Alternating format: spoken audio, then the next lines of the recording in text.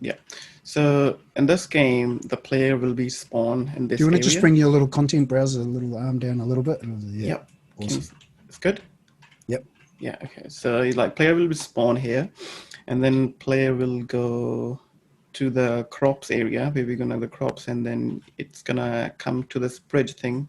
As you can see, there's a really beautiful river coming from the mountains. I can have a look at the river for a moment. Man, that just looks so real. That's just amazing. So, which engine? How are you making this? What engine do you use? This is like Unreal Engine 4 we are using it.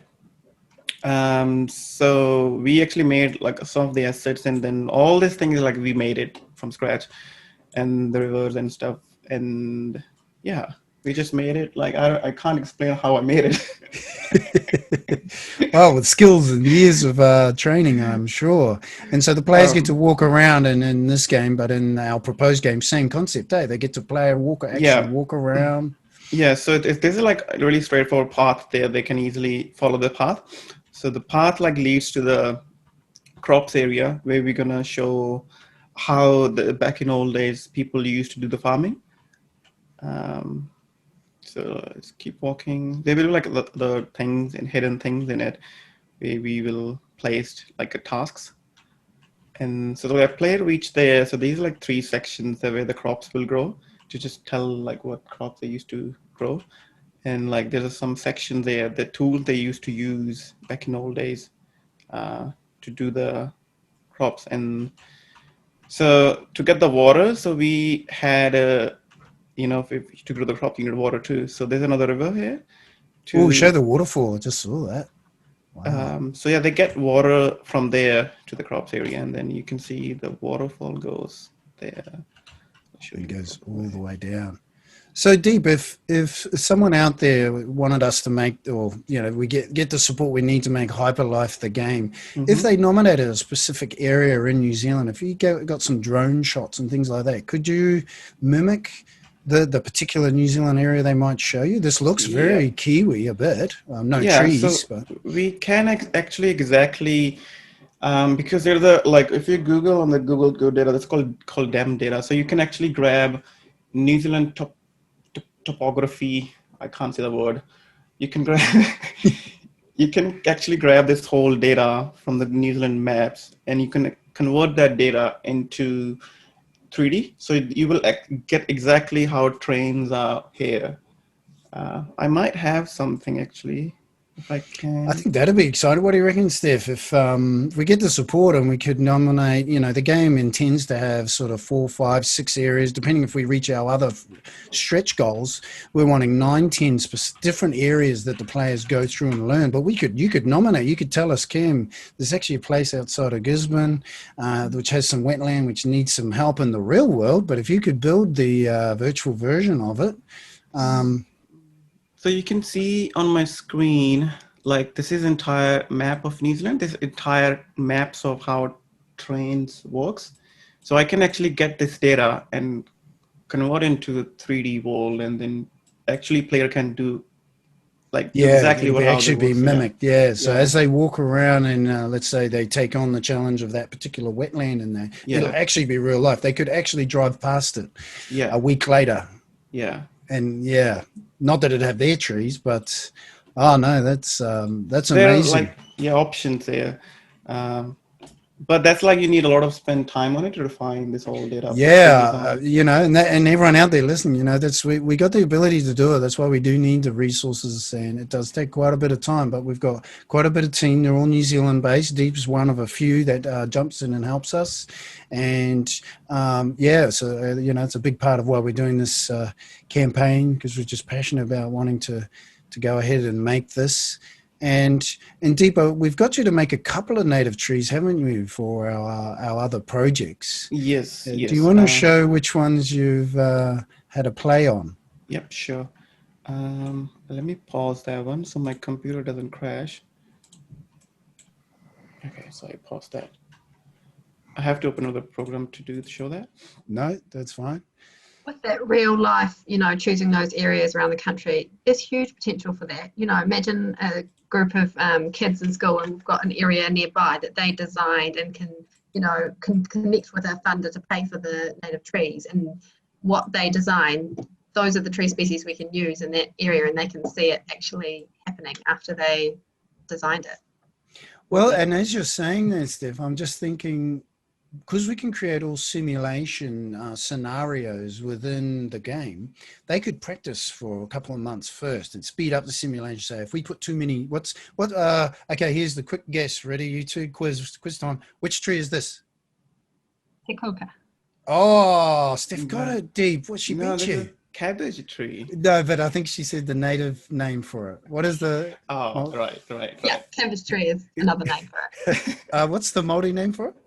Or the scientific? So, yeah, like if they plant too many of these in the wrong area, in the wrong time, climate, wrong side of the thing in there, then the simulator could probably let them know, don't, that wasn't the best place. So I hadn't thought about that level. We definitely know the system can do it, and it's those sort of design areas. Oh, here we go. Test 2. Which one's this one? I'm not going to say it. Do you know, Steph? Can you zoom in a bit deep, or does it? It's Kahawai. Kowhai. It's Yeah. got yellow flowers. Oh yeah, now you zoom in. Kowhai. Yeah, Kahawai tree. Beautiful tree. Okay. Yeah, come in a bit closer. It looks quite real, quite nice. Yeah, because I actually I could push more it, because what we're Yes. using in game and engine, so I actually try to optimize it slightly to work better in game engine, so it can also run on slower devices, but I can actually improve more, put more detail on it. Let me open another one. And yeah, what you're saying, Cam, that's it. The different species, what some will grow, they only want to have wet feet type thing. Others will only grow in the dry areas. You could definitely have that as part of the game. And we can build those mechanics and algorithms so that where you, like you say, it's a bit wet, and if the player chooses to plant them there, we can show them, hey, that's not a good spot, and have lessons around that too. So that's part of the learning. They're learning the science for the curriculum, but they're also learning and practicing. And then later, halfway through the year, they can go out across the road to that wetland and do what they simulated. So I think we know what this tree is, and I can see on the file names too. Hey, deep, this is cheating a little. But we had a little discussion before we started. On this one's the Cody, and what's some of the issues going on around Cody in New Zealand, Steph? Yeah, so there's a disease that people have probably heard of, Phytophthora, and it's like a fungus that gets spread through the soil.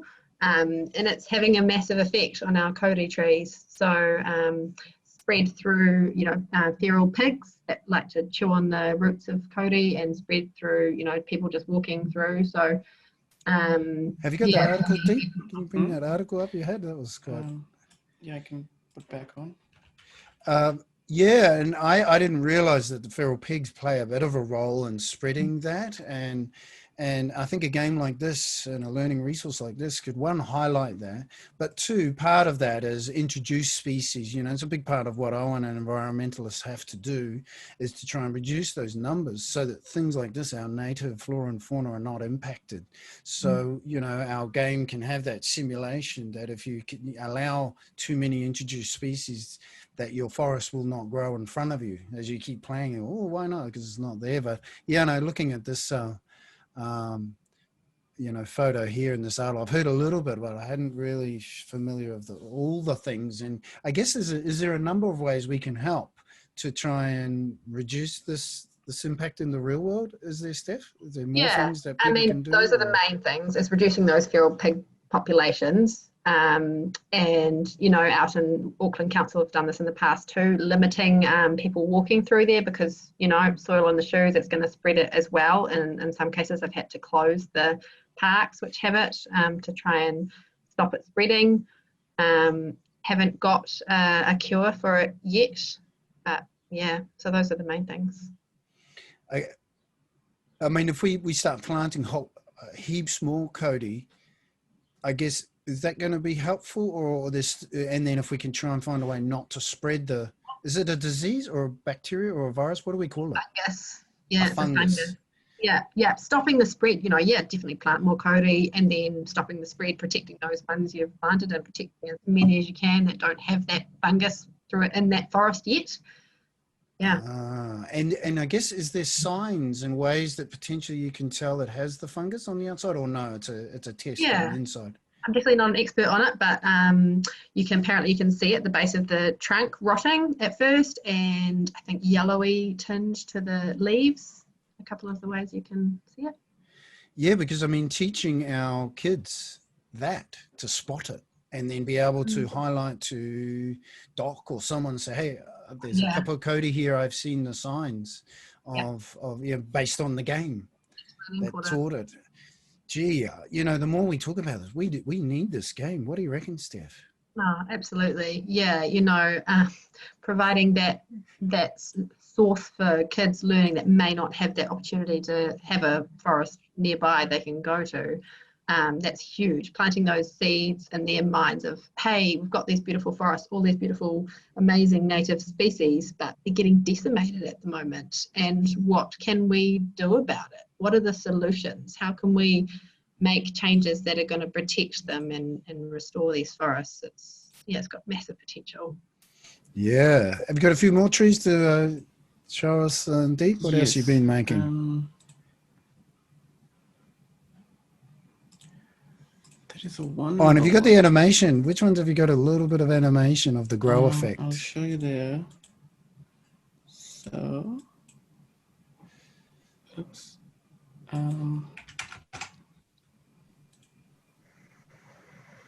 Yeah, so everyone, what you're seeing now is what we would propose to do for this game. And as you unlock and learn more and um, accurately create the forest in front of you and retransform it, then it animates and you can see the forest growing in front of you, just like what you can see now.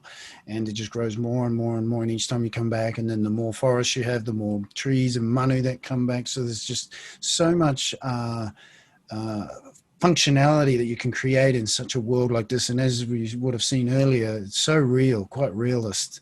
And one of our higher end tier stretch goals is to be able to create the PlayStation 4 and 5 version of it. That means you can keep it really high resolution like this, and you'll be surprised how many households in New Zealand actually have a PlayStation. Quite a lot of them may not have laptops in it, but they definitely got the PlayStation. So really hoping that we can get the support we need so that we can, get to that level where we make the PlayStation as well. Because Unreal can export out a whole bunch of versions: Android version, low poly, low version for smartphones, internet browsers, PC, things like that. So it can definitely export out, once again, a PlayStation version. But we just needing the support really to be able to get that far and to make it. Also, Oculus Quest making the VR version, because you can, Deep, the way that you were walking around, there is an ability to export out a version which goes on those VR headsets with Yep, you HTC can. Vive or Oculus. Yeah. So whether a school or an organization, or more and more people are starting to buy the VR headsets at home, especially, unfortunately, with lockdown and stuff. Some of the at-home entertainment and at-home learning devices and that are going to become more and more. And I guess this is another one, unfortunately, if we're in sort of lockdown or reduced access, that if we had resources like this, that we could still learn and be part of nature, at least in this capacity. And then when we're allowed back out, we can get out into the nature. What I've noticed is so many more people walking and actually at the parks and actually getting out, because they've been limited with what's been going on. So I think that's starting to get an interest, and people going, wow, we're really taking time for nature. And I guess there's different thoughts around, some of the pandemic, and that's could be caused by us not looking after nature as best as we could have and may not have. I'm not sure the science on all of that, but I think anything like this that can just, encourage the young ones, 8, 9, 10, 11-year-olds playing this and just getting a passion for it, becoming futurist, future climate warriors, I guess. And me and Joe, I joke with Dee because we asked him to do some of these, and now when I walk around with him, he said, Cam, you know what that tree is? You know what that is? He's becoming a little bit of a native tree expert.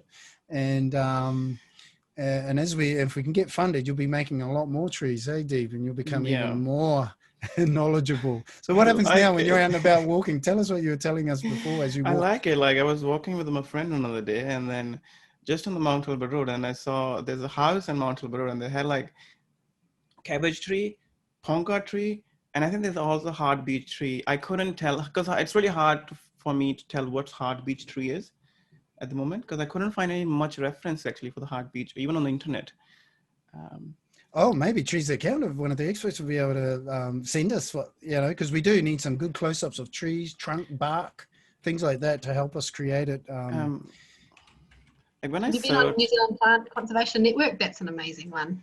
so when I go like on hard beech tree, I couldn't find any like reference for which one is hard beech tree. Yeah, what was that website you just mentioned, Steph? Do you want to type this one in? New Zealand, NZPCN. That's my go-to. Oh, there it is, NZPCN. Yeah. Just down there. This one, yeah. Whenever I'm trying to identify a species, I'll go there. They haven't have. I think that like I looked already. Yeah, it's a couple. It's the photos that I found like these much like really low. They're tiny. Yeah, I see what you mean. So anyone watching out there, if you've got some hard beech, high res, close photos of bark and leaves, send them through. And if we get the funding we need, we'll make an amazing looking hard beech. There's definitely networks, Facebook groups and that kind of thing with tree lovers that you'll absolutely be able to get those pictures. Because I was struggling while I was making this tree. Like I was like, I couldn't find anything. Oh, well, yeah, hopefully this network and with Trees That Count. Yeah, and this network. So awesome. Well, if you can stop sharing, Deep.